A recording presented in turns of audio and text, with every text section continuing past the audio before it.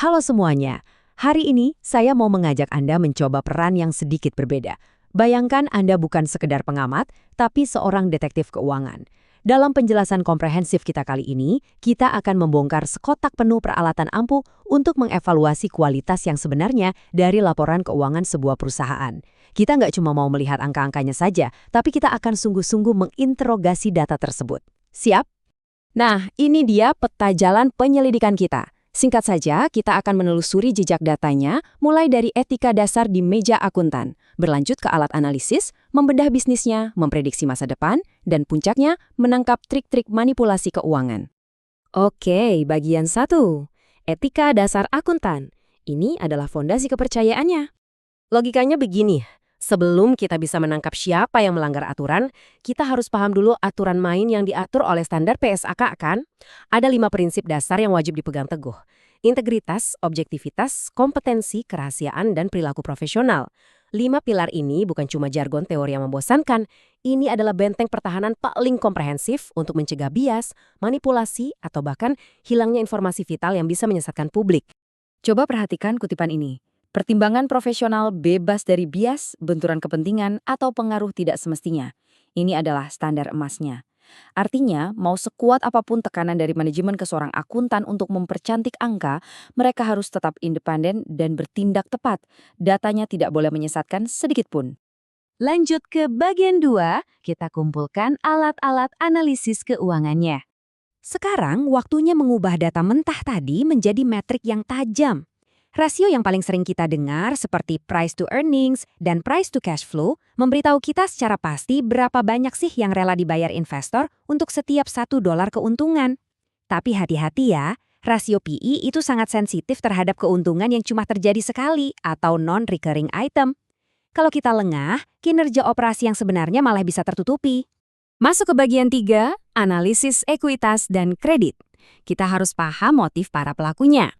Sangat penting untuk menyadari kalau data yang sama bisa memiliki arti yang bertolak belakang tergantung siapa yang melihatnya. Di satu sisi, analis ekuitas alias para pemilik saham selalu memimpikan potensi kenaikan yang tak terbatas. Fokus mereka murni pada pertumbuhan.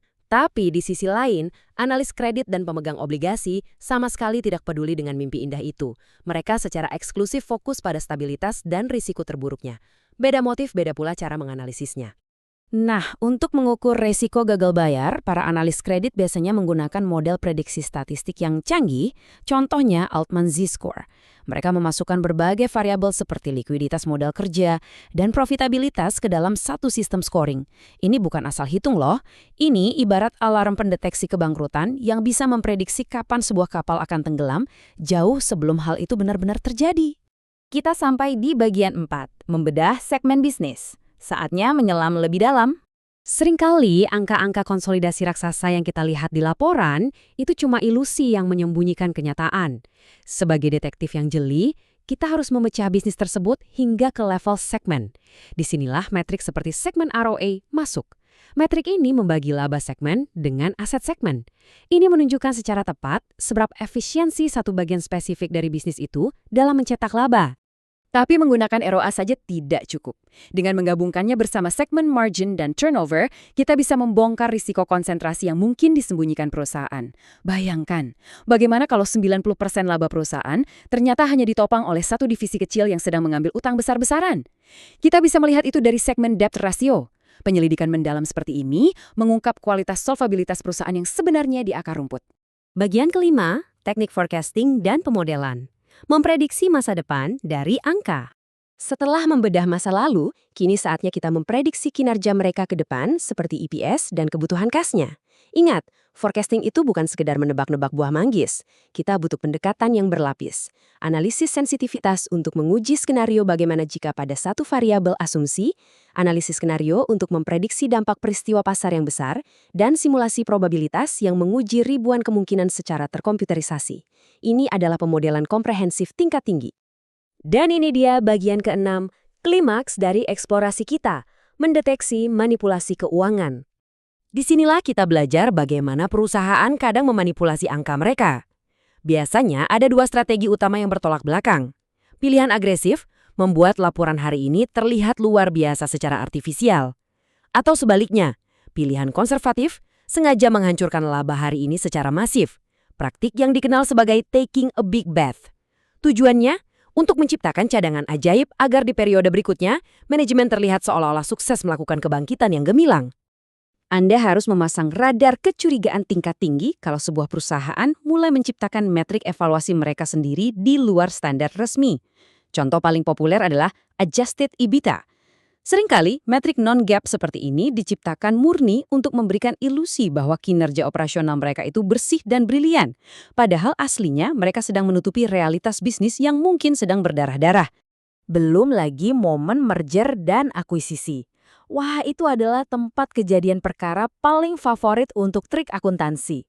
Perusahaan bisa dengan sengaja mendongkrak pendapatan buatan atau malah menahan penjualan dan menumpuk beban pengeluaran tepat sebelum kesepakatan ditutup. Kenapa mereka melakukan itu? Supaya kinerja perusahaan setelah diakuisisi terlihat meroket drastis.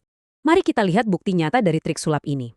Perhatikan deh baris pertamanya, perusahaan ini aslinya mencatat rugi operasi yang lumayan besar. Tapi, lihat apa yang terjadi setelah mereka tambahkan serangkaian penyesuaian yang sepertinya sangat pas waktunya. Kerugian parah tadi secara magis disulap menjadi laba di baris Adjusted CSOI.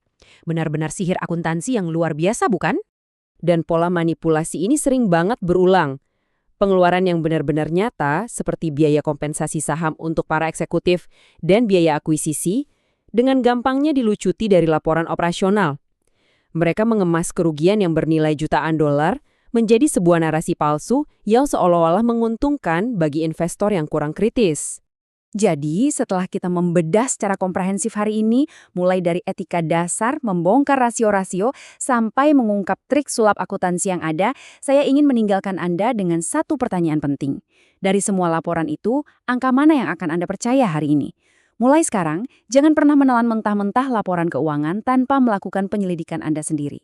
Terima kasih sudah bergabung dalam eksplorasi kita hari ini, dan selamat menganalisis.